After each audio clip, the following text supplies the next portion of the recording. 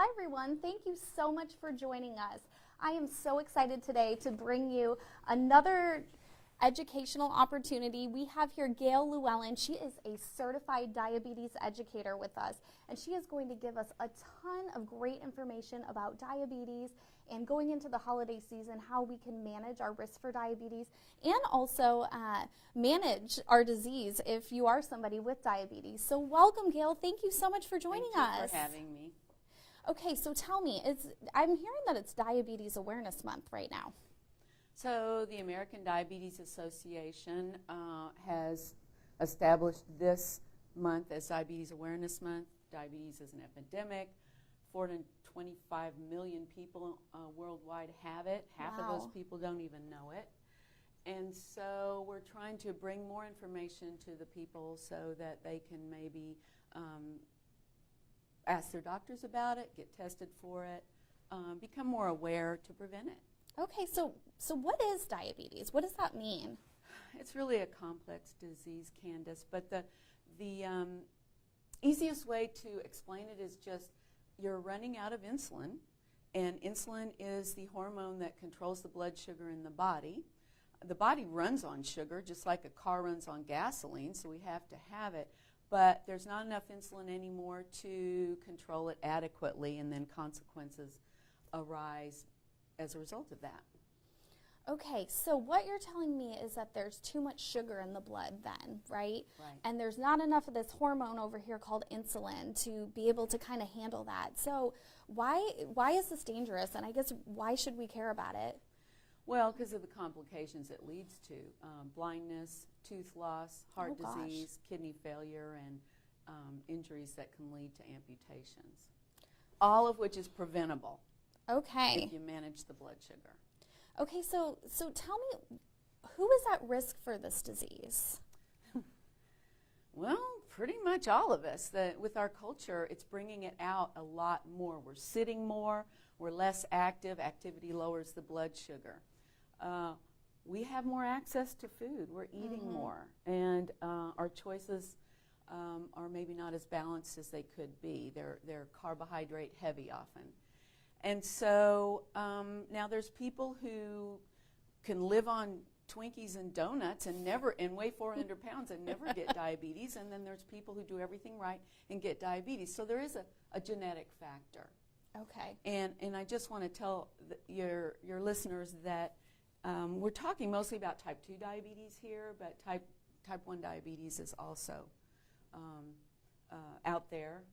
It's not as prevalent as type 2. And then there's gestational diabetes, which is diabetes women get when they're pregnant. Okay.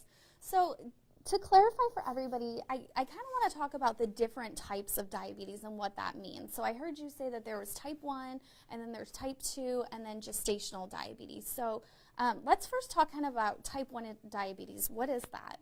And there's also pre-diabetes and type 3 diabetes. All kinds of diabetes, everybody, and so get ready. There actually are more, but the main ones are type 1, type 2, and gestational. So type 1 means you have completely run out of insulin. Your body does not make insulin anymore, and without insulin, you die. Okay. So those folks have to take insulin injections or they will die. There's no insulin pill that you can take. So, and they have to take it for the rest of their lives, unless they get a pancreatic transplant. So we used to call it juvenile diabetes because we thought just children got it. Now we know you can get it at any age. Okay. So type 1 is out there. 5 to 10% of all of the folks with diabetes have type 1.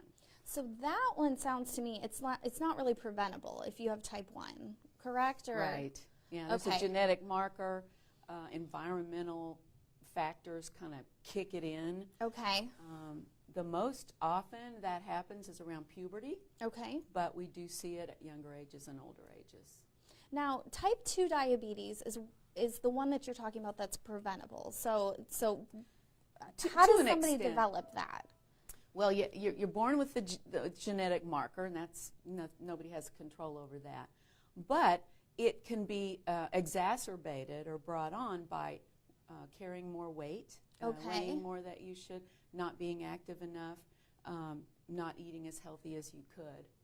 Okay. So that's why, as a certified diabetes educator, I focus on food management, healthy activity levels, and making sure that you keep a good weight. Okay. So it's sort of an ongoing thing. And everybody should be doing that, right? Mm-hmm. So people with diabetes don't have to are just doing what all of us should do. The only thing extra they might do is maybe take medication. Type 2s don't have to take medication if they don't need it, but there are many oral medications and insulins and injectables out there for them. So there's lots of options. And then checking the blood sugar is important to see if what all you're doing is working. Okay. Now, you talked a little bit about pre-diabetes. So, I've heard this term. So what does that mean? Well, it's that sort of gray area in between normal blood sugar levels and, diagnostically becoming diabetic. Okay. So people who are smarter than me have come up with those numbers.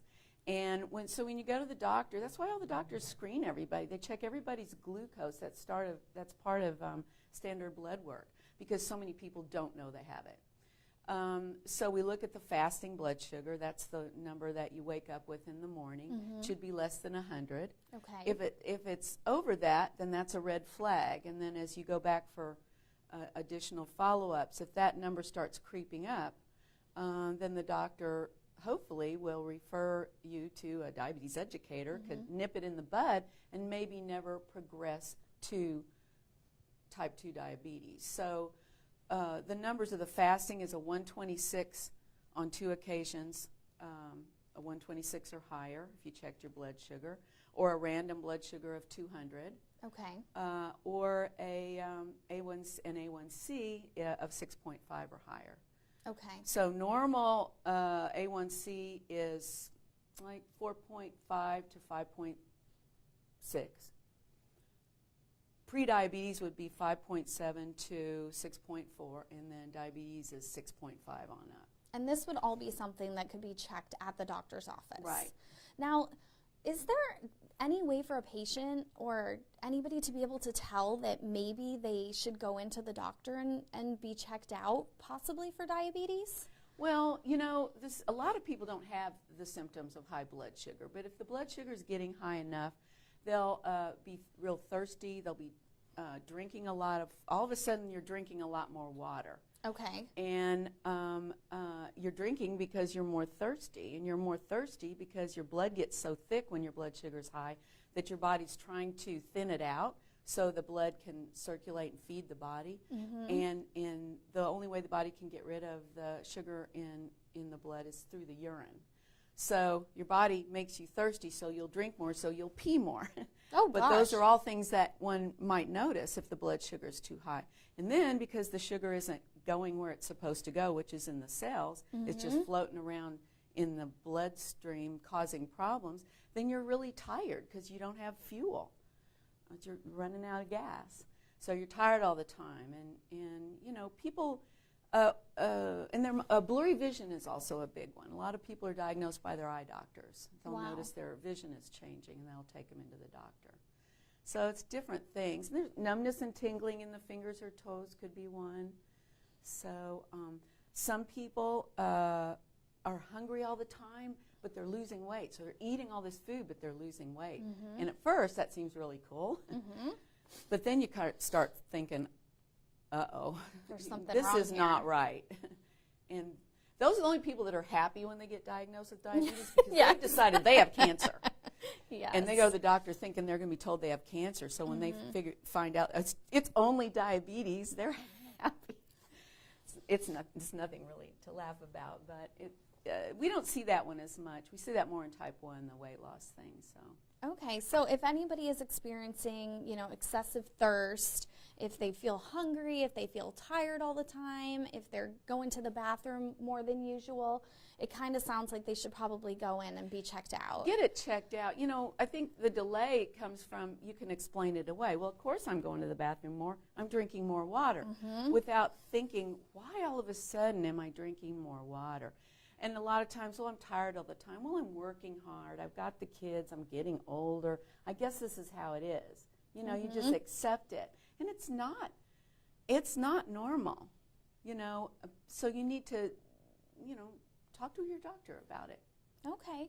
So it sounds to me like diet is a really, really big part of preventing diabetes and then also treating and kind of minimizing the complications of diabetes.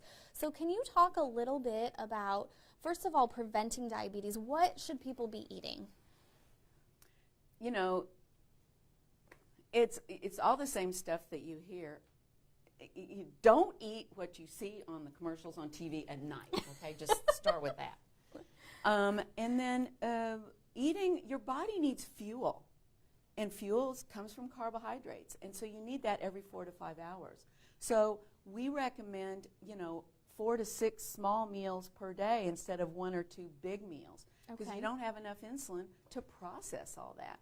And your body tries really, if you don't have diabetes yet, in order to prevent it, you need to control your carbohydrate intake, but you have to take in enough to give you energy, but not so much that your body has to overproduce insulin to handle it, because your body's going to do everything it can to control that blood sugar. Okay. And until it runs out of insulin, basically. And then insulin resistance is a whole nother piece of it. If we're carrying around extra weight, that can make our body not be able to process so well, and we call that insulin resistance. Stress has a huge place in diabetes. I have patients for whom stress is the whole reason they have diabetes. Yeah. So looking at those things, do I need to change my job? Do I need to divorce my spouse? Do I need to find better ways of coping with stress? It's just, after a while, it's just not worth it. Yeah. Those are controllable things. We can control our intake, we control our weight, we can control our activity, we can control our stress. Now, Did I answer your question? Yeah, talking about food, some things that we would think that shouldn't be on the list to eat to prevent diabetes. So things like you said, things that you would watch at night on TV. So pizza. No, you can have tacos. Pizza. What else? You can have all those things. No. Okay. Really, there's nothing you can't have food-wise. Okay. With diabetes, except don't drink sugary beverages. Okay. No sweet teas. Okay. That's the only thing that I'm going to say that you shouldn't have. No sweet tea, no real sodas, sugary coffee drinks. Okay. Just man up and drink your coffee black. Okay. Anything that can eliminate that extra sugar. It's just drinking liquid sugar. And you should be eating those calories. It's empty calories, and it shoots your blood sugar up. It gives you quick energy, which is one of the reasons we like them. But then you crash again, and you're really hungry, and then you need to eat something else. And it's not always, it just starts a cycle of unhealthy eating. Now, what kind of foods could help us kind of keep our blood sugar at a steady level all day? Well, a combination of all the foods. Most of you have probably seen the plate. Half the plate should be non-starchy vegetables. Okay. Which, these are things you learn if you go to a diabetes educator and find out what are the starchy vegetables that turn to sugar and what are the non-starchy vegetables that I can basically have all I want of. Half the plate should be non-starchy vegetables. A quarter of the plate should be protein. A quarter of the plate should be carbohydrates. Okay. So if you have a plated meal, which we don't always eat plated meals, but there's other ways of dealing with the other types of meals. But visually, a plated meal should be half non-starchy vegetables. And what kind of vegetables kind of fall in that category? The non-starchy or the starchy? The non-starchy. Well, can I tell you the starchy ones? Yeah, tell me the starchy. Yeah. Yes. The starchy one. So the starchy vegetables are... And these are the ones you should not be eating. No. You can eat in moderation. Eat in moderation. Okay. There's nothing you can't eat. Okay. It's all about portions and timing and healthier choices. Okay. So potatoes are starchy. Green peas, which are the sweet peas. Okay. Green peas, corn, lentils, beans, yams, and winter squash, which of course is like pumpkin. Oh yeah, pumpkin. I know, it's the winter time. So. Okay. Pumpkin, acorn, and butternut are the fall into that starchy winter category. Yeah. Okay. Yeah. But you can have those, but have a controlled amount. Figure a serving is a half a cup. Figure a fist is a cup. So a half a fist would be half a cup. So most people can have 2 to 3 servings at a meal.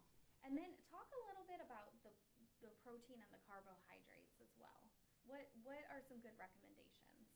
Lean meats. Did you say protein and carbohydrates? Yes. Were you talking about the other quarter of the plate? Tell us about that. Yeah, so the carbohydrates could be pie, or it could be potatoes, or it could be, your body doesn't know the difference between corn and cake. You know, it's just, you just eat the right amount and combine it with protein and non-starchy vegetables, and you're good to go. Okay. Do you want to hear a real story that really happened to me? Yes. Okay. My sister had diabetes. I was visiting her in California. If any of my clients are watching, they'll have heard this story. She got a cake to have for dessert after we all went out to dinner. We went out to dinner. We went back to her apartment. We had coffee and cake. Everybody was being good and had appropriate amounts. So most of the cake was left. It's because the certified diabetes educator was there. That's why they were eating appropriate Probably. amounts of cake now. And so I tried to send the cake home with them because I know how my sister is about cake. And so, but they wouldn't take it because they knew they'd go home and eat it all. Mm-hmm. So when they left, I said, Nancy, we have to throw this cake out. This is a 60-something-year-old woman who burst into tears when I said that. So this is how important that sort of food is to her. Yeah. She knows I tell this story. And so anyway, I said, okay, let's do what I teach in my classes. Let's figure out what 30 grams of carbs is and cut it into those servings, because 30 grams is an appropriate serving for her. And so she had a male scale. We took a slice of bread. That's 1 serving of carbs. We put 2 slices of bread on there, saw how many ounces it was, cut the cake to be that many ounces, stuck it in the fridge. The next morning, she got up and she had cake and eggs for breakfast.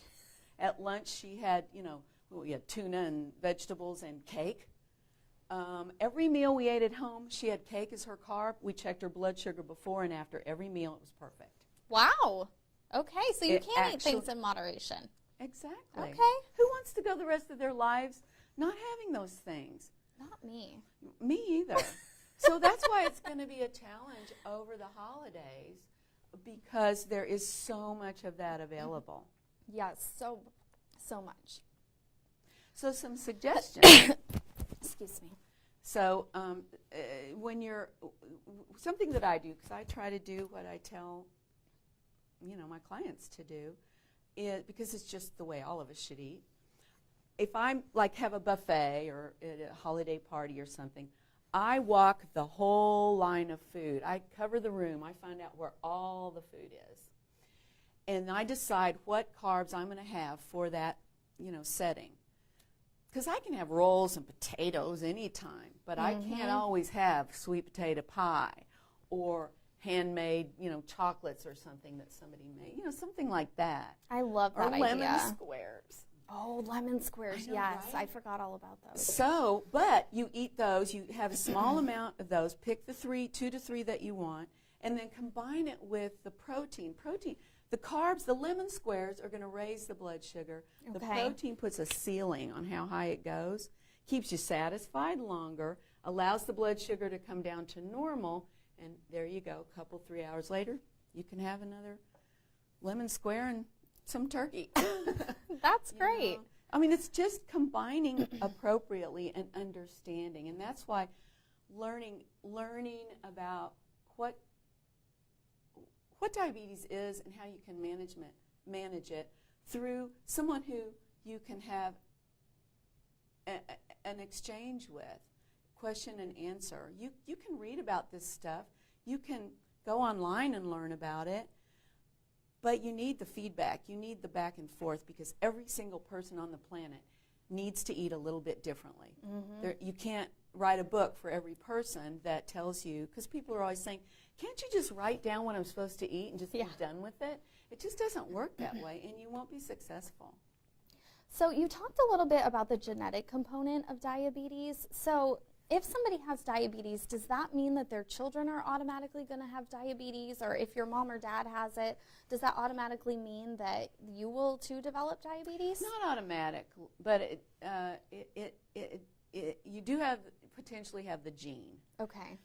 We don't really know till you develop it if you have the gene, except for the women who get pregnant. We know that, oh, you got the gene. If you get pregnant and develop gestational diabetes, it's because you're pregnant. It goes away after the baby's born, but we know that that mom and that baby are at risk for developing type 2 diabetes down the road if they're not careful with their food management and their exercise. So your question was, does that automatically mean? Possibly. I mean, genetically, we don't always know if you've got the marker. I mean, they do have some ways to test. Sometimes they do that for type 1. They don't usually do that for type 2. But the other thing that runs in families is obesity, problem-solving skills, functionality. How do you deal with things that are thrown at you during life? We all have, stuff happens, right? Oh, and yes. some people are better dealing with that stuff than other people. So if you've developed good skills that way, you'll do well with diabetes. You'll find out about it and you'll manage it. If you don't have those skills, it's a little more challenging. Ways of eating healthy. If your parents brought you up to not eat healthy, you're not going to know how to eat healthy, and that's something you're going to have to learn as an adult, usually after the fact, after you've been diagnosed. So, it's harder. Now, for those viewers out there that have already developed diabetes, is diabetes reversible? No. Okay. I like to use the term like remission. Okay. You can get, like, I have another sister who has diabetes. She has managed well, and she got her A1C down to 4.7, off all medication. Wow. She's done well for years. So if she went to a doctor that didn't know anything about her, or she didn't tell them she had diabetes, they wouldn't ever know she had it. But she knows she has it, and if she gains weight, if she starts eating inappropriately again, the numbers will go up. So it can go, it's kind of, I usually use it's like being an alcoholic. You're never not one, but you're either in control or out of control. Okay. So the numbers can go down to normal, you can get off the medication, but it doesn't mean you don't have it. Okay, that makes a lot of sense. The closest thing we have to it is bariatric surgery, where they change things around in there. That's as close as one can get. Okay. So I understand that Memorial Hermann has classes that you teach. Can you kind of talk a little bit about that? We do. We have an ADA. When I say ADA, I mean American Diabetes Association. Recognized program. Actually, all the, or most of the Hermann hospitals do, and many other hospitals have diabetes, ADA recognized diabetes education programs, which is multiple visits. They can be individual or group classes, just kind of depends on what you want and what your schedule is. Okay. They're available everywhere. Have your doctor write a prescription for diabetes education. It'll change your life. Okay. And so these classes are for people that have been diagnosed with diabetes. Diabetes, pre-diabetes, gestational diabetes. Okay. And can family members attend as well? Yes, we encourage that, and we don't charge for them. Oh, wow. That's really it's great. hard to do this alone. If everybody's sitting on the couch eating chips and Snicker bars, and you're over there, you don't have to just eat a salad, but just using that as an example. Nobody wants to be that person. No. But sitting knowing here with how my to salad, yeah. watching everybody else's cake. I know. You don't have to do that. You just have to know how to do it right. Okay. So if somebody's interested in signing up for these classes, how would they go about that? Tell the doctor, I want some diabetes education. The doctor will just write a prescription and send it to the business office, and they will get it scheduled. And it's that easy? It's that easy. Okay, great. Insurance covers it in some way. Every insurance is different. So, it's just, I'm just going to say this. I don't know if I should, but sometimes the deductible is an issue. If you haven't met your deductible. Yeah. Until you do meet your deductible, there may be more of a cash outlay. Okay. But once that's met, let us help you meet your deductible. And also, gather some great personalized information for them to help manage their diabetes. So Exactly. Everybody's different. The reason people are not always successful in managing diabetes is because they're trying to do something that isn't natural for them. And so that's where the whole fad diet thing comes in. Yeah, anything you do extreme or whole food groups that you leave out, your body's going to react by, oh, okay. But then it figures out that this isn't a good thing, and then pretty soon you start craving those other foods. You need all those nutrients. So what we try to do is take what you're doing now. Okay. Like you would come in and you'd sit down with me, and I would say, Candace, tell me about your day. When is breakfast? What do you have? And we go through the whole day. And then I just tweak what maybe needs to be tweaked. And then you go home and work on it and check your blood sugar and see what worked and what didn't. Go see how many pieces of pizza you can have. Check your blood sugar afterwards. All right, maybe I can do that. Or maybe I should have one less piece next time and have a bigger salad or some vegetables with it. I mean, you have to be realistic. They're not going to serve a lot of vegetables at a pizza place, but they do have salads at most places. Little side salad here and there. I know. And they have great websites. Subway, Burger King, Olive Garden, all these places have wonderful websites. And you can go online and you can see, okay, this is what I want to go have. Oh, yes, I'm not going to do that. So what else can I have? They got a million things on their menus. Find what you can have when you go to that restaurant and feel good about it. Enjoy yourself. That's a great point. So planning before you go out to dinner. It doesn't mean that you can't go out to dinner. Exactly. Just have a plan before you go. Yeah. Before the basket of breadsticks arrive on your table and the dessert tray and all of that. Plan. Get a carb-free meal so that you can have that dessert. That's great advice. Well, thank you so much, Gail, for joining us, and thank you, everybody, for joining us here to get a little bit more information about diabetes. If you have any questions, please go ahead and leave them in the comments section, and we will answer them as soon as possible. Until next time.